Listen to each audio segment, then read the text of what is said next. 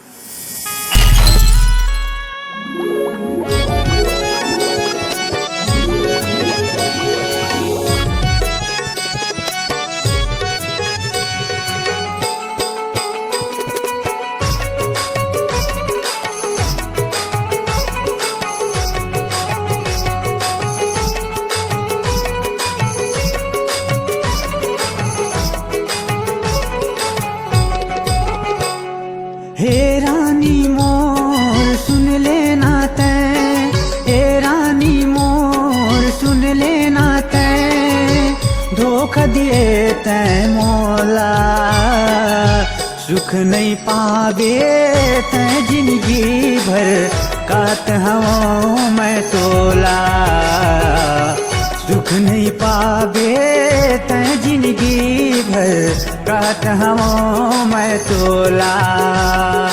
हे रानी मोर सुन लेना तैं। 10 दिन के मायारू बना के लबड़ा बना के छोड़ दिए, 10 दिन के मायारू बना के लबड़ा बना के छोड़ दिए, बताना मोर का गलती रे, जिन आधा रद्दा मन आतल तोड़ दिए।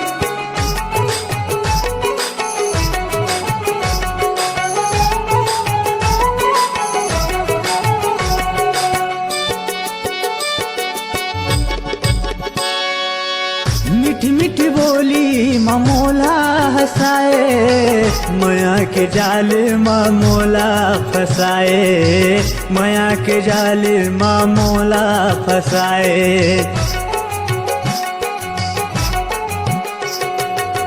मीठी मीठी बोली ममोला हंसाए, माया के जाल ममोला फसाए, माया के जाल ममोला फसाए।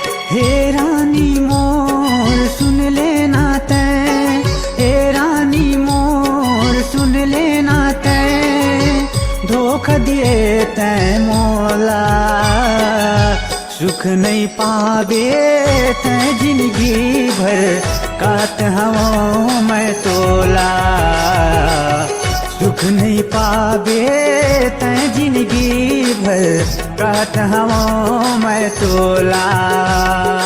हे रानी मोर सुन लेना तैं। काबर मीठ मीठ गोठियात रहीस, काबर अटका माया दिखात रहीस, अरे काबर मीठ मीठ गोठियात रहीस, काबर अटका माया दिखात रहीस, अरे छोड़ना रहीस तब पहली ले बोलतीस, काबर तीर में बुलात रहीस।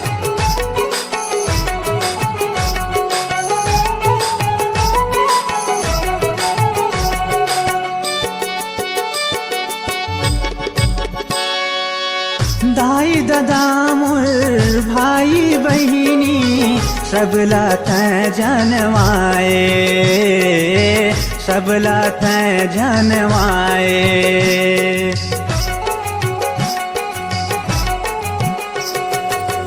बिहार चाहूं कही के ओ रानी, शादी के सपना दिखाए, शादी के सपना दिखाए।